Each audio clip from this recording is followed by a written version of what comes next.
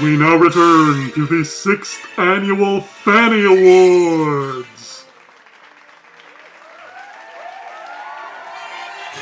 Welcome back. It's day 2 of the 2022 Fannie Awards. I'm so happy to have you all here. Later on, there will be a special musical guest.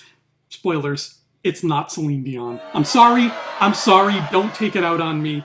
Anyways, here on day 2 of the Fannie Awards, we are talking about the number 9 movie of the year, and we're giving away our first special award for Best Hero. So first things first, let's reveal which film cracked the number 9 spot on this year's Best of list. That film, my friends, is a little ditty by the name of Turning Red. I have a confession to make. I love Pixar. I have another confession to make. I'm from the greater Toronto area. So yeah, the bias is strong with this one, but none of that changes the fact that Turning Red is Pixar's best film in years. When you take into account all the pieces that make Turning Red's whole, you're essentially looking at a perfect Pixar recipe.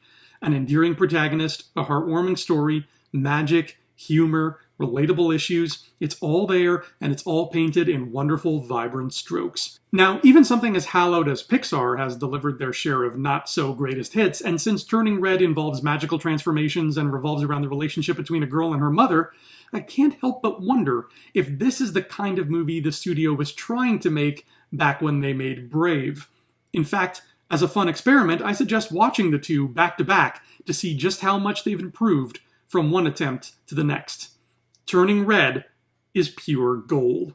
Now it's time for all of us to hold out our arms in a great big warm furry embrace and bring in the people who really just reminded us how great it is to be good. These are the nominees for 2022's Best Hero. Batman from The Batman.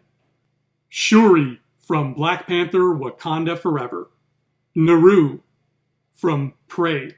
Raju and Beam from RRR. Mei Lin Lee from Turning Red. And the Fannie Award for Best Hero goes to Mei Lin Lee. I had a hell of a time deciding between Mei Lin and Naru from Prey as the top 2 contenders for this award. In the end, I had to give it to Turning Red because when all said and done, Mei Lin Lee is just more relatable. Again, I grew up in the Toronto area during the 1990s and spent my share of that decade obsessing over bubblegum pop music and crushing on the people who sang it. Posh Spice still hasn't returned my calls. Even though my similarities stop there are countless others who are represented by Mei Lin even more specifically.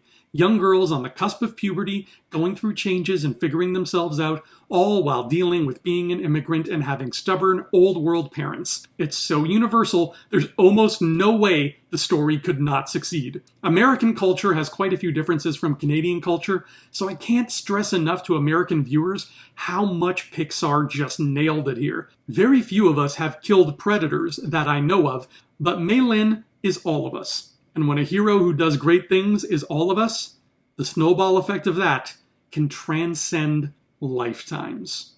Yay! Congratulations, Mei Lin. This is a trophy well earned from one Ontario resident to another. Thanks for being our best hero.